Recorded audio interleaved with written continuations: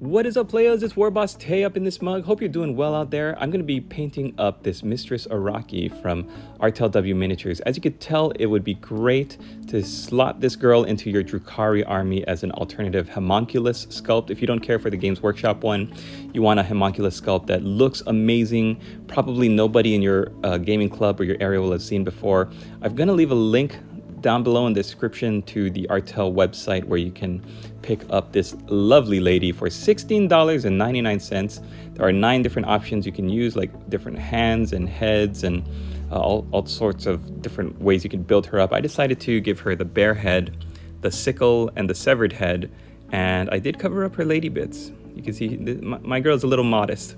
She doesn't want to leave it all flapping in the wind. So she's got that armor plate. I think it also looks nice because it's that green Drukhari, dark Eldar green that ties in nicely with that back armor and her shoulder pads and her bracers. So we're going to be painting her up to here. Of course, paint whatever you want. Let's just hang out for half an hour and get some work done. I want to say thank you to my patrons who've been supporting my channel while I've been dealing with all my family stuff, supporting me, and that's Mr. Sprinkle, Dicey Guy, Pix, Mr. Secondaries, Land of Mert, Play It Painted, and brand new supporter of the channel, Jealous. Thank you so much for supporting me. And if you would like to become a patron of Warboss Tay Studios, get onto this amazing introduction video, then you can click the link below in the description. Now, I always clean my resin miniatures first. I want to make sure I wash them in some warm soapy water. If I've already built them up, then sometimes, like with this lady, I built her up. I glued her together because you got to use super glue with resin figures. I just spray painted her with the Mechanica Standard Gray, and if there was still any mold release agent on it, I would have gone at it with a toothbrush and some soapy paper, warm soapy water. But she was fine with a little spray primer of Mechanica Standard Gray. Now, I decided the most interesting thing to paint on first would be, of course, the severed head. I'm going to be using Rakarth Flesh, which is a pretty decent alternative to old school Deneb stone, which I think if you can get your hand on those old pots of Deneb stone, that is really the best base coat for any kind of elf, Eldari, Drukhari, any kind of elf or space elf miniature. Deneb stone is just fantastic. I'm also going to be painting up these weird, creepy appendages coming out of her back. You might notice, but one of the beautiful things about this sculpt is the sculptor didn't just create weird looking hands coming up over her back. The digits on the hands are a metal metal finger and a syringe where the pointer finger would be. So it's just such a weird looking, ugly, horrifying creation, and it's terrific. That's why I decided to go with the bare head instead of, I think there's a helmet option, but I wanted to go with the bare head because I think the whole weirdness of the Drukhari aesthetic is, as these ancient elf spacefaring beings, they've sunk further and further into depravity, and so their ideas of what is beautiful, like pleasure and pain mixing together just to create some kind of sensation. I think, especially for the homunculus, because they're so into their art of flesh crafting and all that weird space elf science, they've decided that this is the most ideal, beautiful female form. You might not like it, but it is the ideal Dark Eldar form. Then just add on some creepy looking arms with syringes. I wanted to capture both the beauty in the face, and if you were to leave that armor plate off of her chest, you could really do some nice highlighting on her lady bits. But because I covered that up, I want to create the focal point of her face looking very pristine and beautiful, and like a very pretty elf. And then I wanted to contrast that with, of course, the savagery of her decapitating this enemy of hers, as well as the body horror of the 2 spider-like appendages on her back. Ooh, creepy. Plus, of course, she's got these Doc Ock tentacle legs, or tentacles instead of legs, so that's going to be fun to paint. going to be using Caliban Green. So after you saw where I went with the Rakarth Flesh, if you are ever painting any elves, yeah, like I said, Rakarth Flesh makes a nice modern day alternative to Deneb Stone. Caliban Green is the base for the armor that I use for all of my Drukhari. So I'm going to be painting all of the armor plates in this Caliban Green. The interesting thing about this figure too is she's wearing like a bodysuit under these armor plates on her torso, kind of where the corset area would be. So you can choose either to paint that in this Caliban Green or make it like a bodysuit and paint it in black. I want to also share with you guys a tip that I've mentioned before on my channel in other videos, but if you are painting any army, it doesn't matter what army you paint, at some point you're going to need the color black, just a straight black color. And I've spent so much money on different brands, different companies with their black paints. I spent like, you know, $3 or $4 for Vallejo pots and $5 or $6 for the Games Workshop stuff. And I have found, having researched different products, that if you go to a craft store, like an arts and crafts store, like Ben Franklin, Michael's, just any kind of craft store, Hobby Lobby, just pick up a big fat tube of acrylic black paint and you can get it for like $3 or $4 and it's gonna last you for a very long time. And so I highly recommend that. You need to save your money, guys. With the amount of money that I've saved from not buying pots and pots of Abaddon Black, you can put towards other areas of your hobby, and it'll make you just feel good because you're saving money, and it's a good feeling. All right, after the Caliban Green has gone down, we're going to be doing Lead Belcher.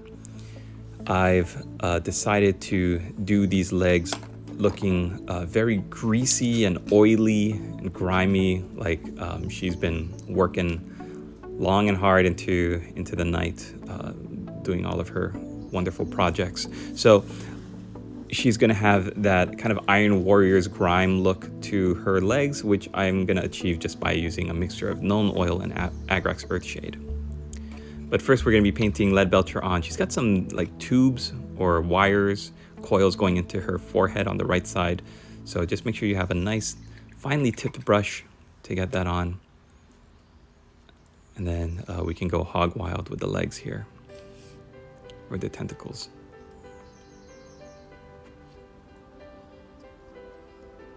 I do want to make a disclaimer. I can't find my medium-sized brush that I like to paint with. That's not a fine detail brush and not my basing brush. So I'm using this horrible janky brush. Please don't judge me. I usually am not as sloppy and messy with my Lead Belcher, but I figure Lead Belcher is it's a great paint with great coverage. So it doesn't matter what kind of brush you use to slap it on. As long as you smooth it out, make sure you don't have any unseemly clumps. And you want to get all the angles too. You'll notice that as I turn this model around, it's a little difficult for me with the terrible brush that I'm using to get at all of the angles of the insides and the reverse sides of her tentacles. So getting a handle on your painting, hey-oh, or specifically a painting handle like the one I have, you don't have to get an expensive one from Games Workshop. You can also just use a piece of cork, like a cork handle. They sell those at arts and crafts supply stores as well for a couple bucks. Something that you can wrap your hand around, or you can use a spare paint pot, but because the Games Workshop ones have a little bit of that dome for the lid, what I've also found works terrific is prescription pill bottles. If you have any of those lying around for whatever reason, then slap a piece of blue tack or poster tack, whatever it's called in your area of the world, on the top of it, and just affix your model to that. It'll really help you to get at every angle, because you want to be able to turn your model around, you want to be able to turn it upside down, and having a handle is great because you're not relying on your fingers. I've told this story before, but once I painted 100 night goblins because I wanted to make a horde of night goblins, and I thought I was too good.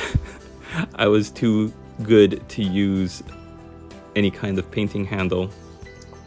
And this was before Games Workshop even sold painting handles, and I just was holding it in my fingers, and I remember my fingers cramped so bad. I think I've done some permanent nerve damage to my fingers because of those stupid night goblins. Save your hands. Don't give yourself early onset, like any kind of nerve damage on your hands. Use a painting handle. Here you can see I'm going for those digits. So weird, so creepy, so beautiful. The funny thing is that, like, it's not the whole hand. Like, they're not robot hands. They're just the fingers that she's crafted onto these hands. Like, she still has creepy little thumb. Look at those little creepy thumbs. Oh, man. Oh, man. Like, when you're painting it, it's like, okay, it's cool, just got the paint on. But now that I'm looking at the video, oh, boy, I'm giving myself, like, goosebumps just looking at how creepy and gross, weird this character is. All right, get up all the way up those tentacles, and I think there's a little bit of the torso section that I've gone for painting in Leadbelcher. Now, as an old man in the hobby, someone who's been around for over 10 years painting these miniatures, I thought that I was a boss putting her together until I got to the little drug tubes, the vials that are sticking into her back. You can see the back of the model has these vials, or tubes rather, and I don't know, what are they, syringes? I guess they're vials. They just stuck into the back of her bodysuit to just keep injecting her with whatever drug cocktail she's whipped up. And with resin and the join being what it was, I had the worst time putting her together. If you look at my assembly video for her, it was like the worst time, like, because they're so small, right? These little vials are so small. I don't have nails. I imagine it's kind of like what putting a scale model vehicle together would be like, or a Gundam, something where the pieces are really, really tiny. And I just couldn't get them right at the angle I wanted. And working with super glue, I got it all over my fingertips. Oh man, that was the worst part of assembling this model. Everything else was just so much fun. But I realized you don't really need those drug vials. I imagine if I didn't have them, it wouldn't make too much of a difference. So basically what I'm saying is pick your battles. If you're having a hard time assembling your miniatures, you haven't even gotten to the painting phase, and you're getting frustrated and you're finding yourself coming up to a dead end, then don't even stress about it. Just leave it off. If I was to build another one of these ladies with different options, I'd probably leave them off. One less thing to paint. 4 less things to paint. So you can see I've gotten a different brush now, and I'm just cleaning up some of that brush work from earlier. One of the traps you want to avoid as a painter is worrying too much in the beginning stages. These base coat stages are really just to block out colors. Make sure you don't have any gray primer sticking out. You want to make sure you get all your colors down so you can get onto the fun stages, which is the washes and then the highlights. Do the cleanups during the highlighting phase, because that's when, after the wash is dried, you can really see, a lot of my mistakes got covered up because they're in their folds or the recesses, and the washes have just naturally gone into them and covered them up for you.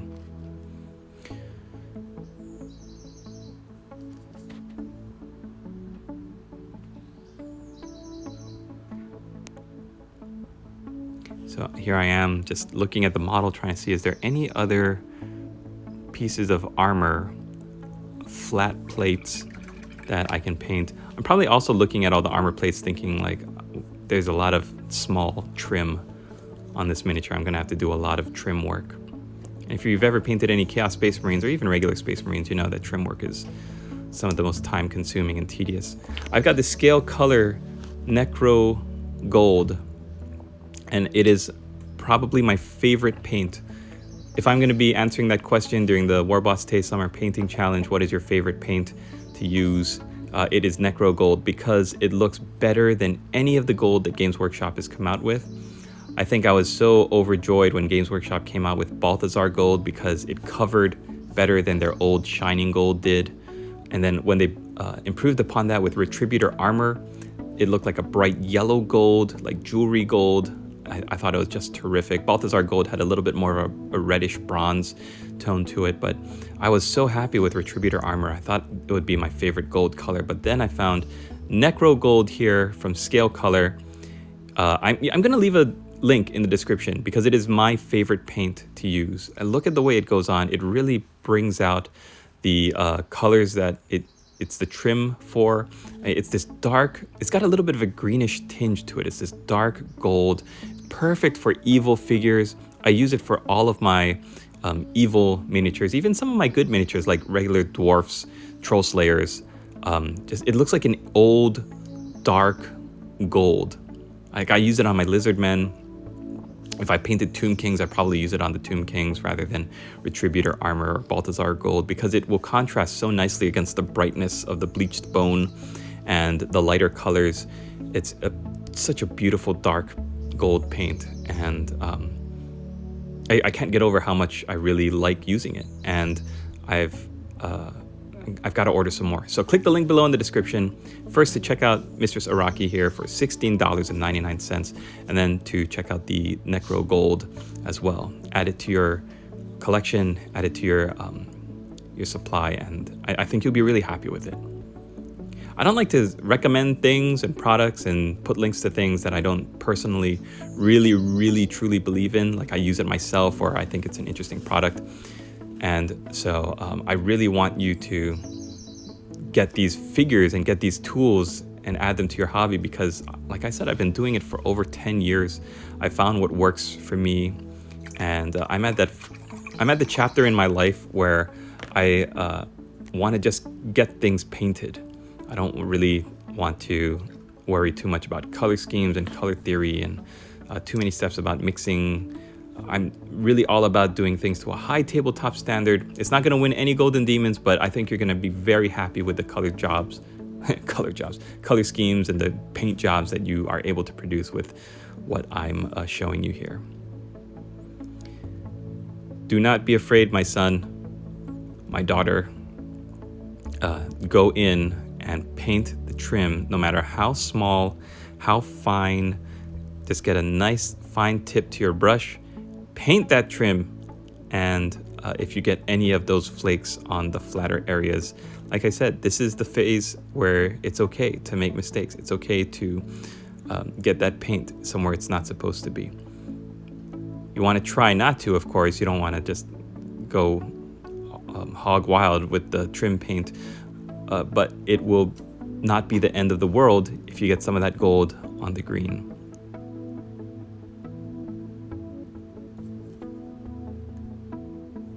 Yeah, so I'm all about saving money now, and I don't have time to buy every single miniature. I remember when Games Workshop was doing the, right when Finecast was coming out, I thought, wouldn't it be cool if I just collected every single new release that Games Workshop did? Like maybe not go back and try to get everything from their range, but like they were coming out with releases so few and far between. I thought, I'm just gonna buy everything new that they come out with, then I can do a video on. And boy, that is not even remotely possible now. Even if I did have all the money in the world, like every time Games Workshop comes out with something new, they come out with so much new stuff and not enough capacity to produce it. Like I'm still waiting for Lady Elise Duchard to come to my local area because I love that model. It looks terrific, and the only way I can get it now is if I spend over $100 on eBay and have somebody ship it to me from over the pond. Like, remember when Cursed City came out and it ran out in like a very short amount of time, and it's like impossible now to rely on the distribution chain. So what was I saying? What was the whole point of that? I wanted to collect every miniature because I wanted to do videos on every new release. And at this point in my life, yeah, that's where I am. circle it back around. At this point in my life, I just want to paint the things that I enjoy, the things that look nice to me. I want to have a collection of tools and supplies of things that work. And I want to share that with you guys because I have a lot of experience. So you can see I'm using that Necro Gold now on those drug vials in the back. I think that gold makes a nice pop of color against the silver upper tentacles and the pale flesh of those disgusting appendages.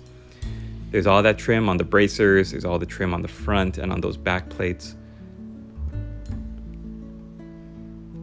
So just have fun with it.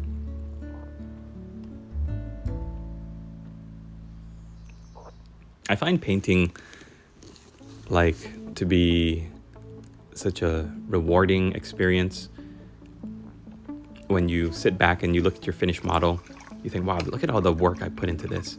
When you're doing it though, sometimes it's frustrating. Sometimes you get upset and you want to stop, you want to give up. Don't give up, keep going, push through it.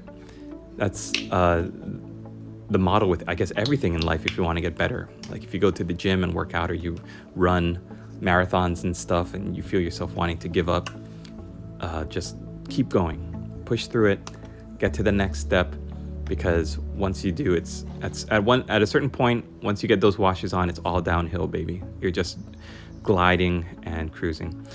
So, okay, the hair was something that I debated on.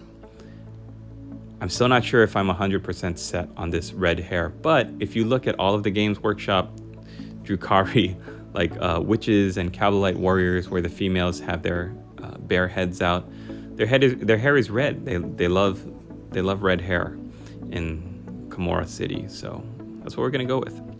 Speaking of which, so what I was going to say was that this miniature, the sculpt, if you look at the face, the way the proportions are set, I think she looks a lot like, and I was gonna say Gamora because that was the name that came to my mind, but I couldn't remember from the Marvel movies, the Guardians of the Galaxy character. I couldn't remember Gamora's sister's name, the blue one that was in Doctor Who. I could see her face, and I know she's been in all the movies, but my brain couldn't pull up her name. And it's because, I don't know if they haven't used it much, or just probably because I'm a dad now and all useless information like movie characters that are not main characters has been expunged. But I think the face on this sculpt looks like Nebula, the blue sister in the Marvel movies, Guardians of the Galaxy. So I was thinking how I'm gonna paint the hair and what color I'm gonna use the hair for the severed head. I decided to go with black, just a regular black for her victim there. Now, since I decided to paint his hair black, I thought, well, I'm gonna be a little ambitious, and it's only the base coats, but I'm gonna block out their eyes. So I'm gonna teach you right now the Warboss Tay pro painting method of doing eyeballs. You have to have a fine tipped brush. You can't do it with the brush that I used to paint those tentacles, Lead Belcher. And you have to have the ability to turn your model so that you can get the angle that is gonna be easiest for your right hand or your dominant painting hand to paint the eyeball itself. And you could do that either vertically up to down, or if you need to hold it left to right, whatever way makes it easier. I've found that having your wrists resting against each other will brace your painting hand and your model holding hand. So brace your wrists by pushing them together, and then just very lightly paint the eyeballs black. That's the first step for doing eyeballs. Once that's dried, after the washes segment, you're gonna see, okay, where do my eyeballs need to go? That's when you're gonna take the white paint and paint within the black. You wanna leave a little bit of that black outline, or else it's gonna look like your miniatures are all bug-eyed. And then you're just gonna paint the little vertical slits for their eyeballs, for their pupils, and that's how I do eyeballs. Now what I'm doing is getting those washes down. My favorite way to do dark Eldar Drukhari is mixing Rakelin Flesh Shade and Drakenhof Nightshade. The Rakeland Flesh Shade provides the warmth and the natural way that the light is going to fall on your figure and pick out a little bit of that warmth to it. But because they're pale, sickly, depraved creatures that don't see the sun, we also want that blue of the Drakenhof Nightshade to muddy it up. Now, if you only use Drakenhof Nightshade, your model is going to come out looking a little too odd. It's a little too blue with just that Rakarth Flesh Shade highlight to it. We don't want a blue model like Nebula. We want to be able to see a mixture of the warmth and the cold. The trick is also to not get, especially with skin, it's very easy to overshade skin, and then the models end up looking like insert celebrity name who uses too much fake tanner or bronzer spray. I can't think of anyone at the top of my head.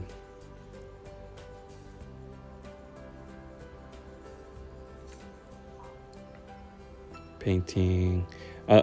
One place that it's easy to let the shade pool, so you want to check with your brush and just wipe away any excess, is between the fingertips, or between the fingers rather, and on the faces. It really does help if you water down your shades. So what I'm doing is I'm mixing the Rakeland Flesh Shade and the Drakenhof Nightshade, and I'm adding a little drop of water to the entire mixture. Now what you could do is just do them one at a time. Do the Rakeland Flesh Shade, let it dry for a little bit, and then add the blue as a contrast to it. But I like to just make it a mixture of both. Then I don't get any predominantly brown or blue tones. It's more of just a dark shade to the skin, which is going to look really nice once you highlight those areas up.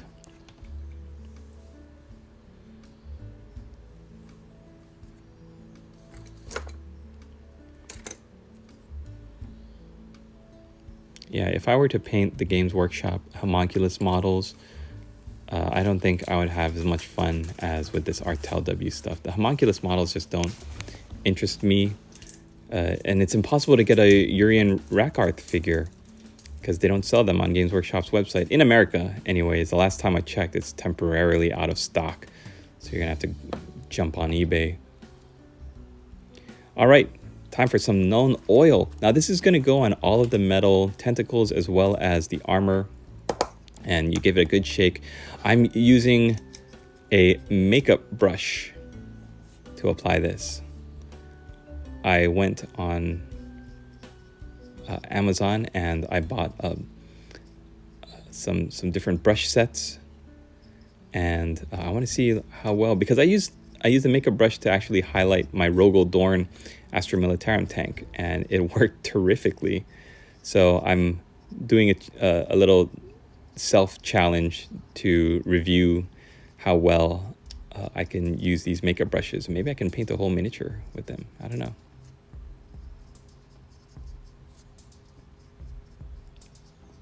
They're cheaper, certainly, than the Games Workshop stuff. I guess any brand of product would be cheaper than the Games Workshop stuff.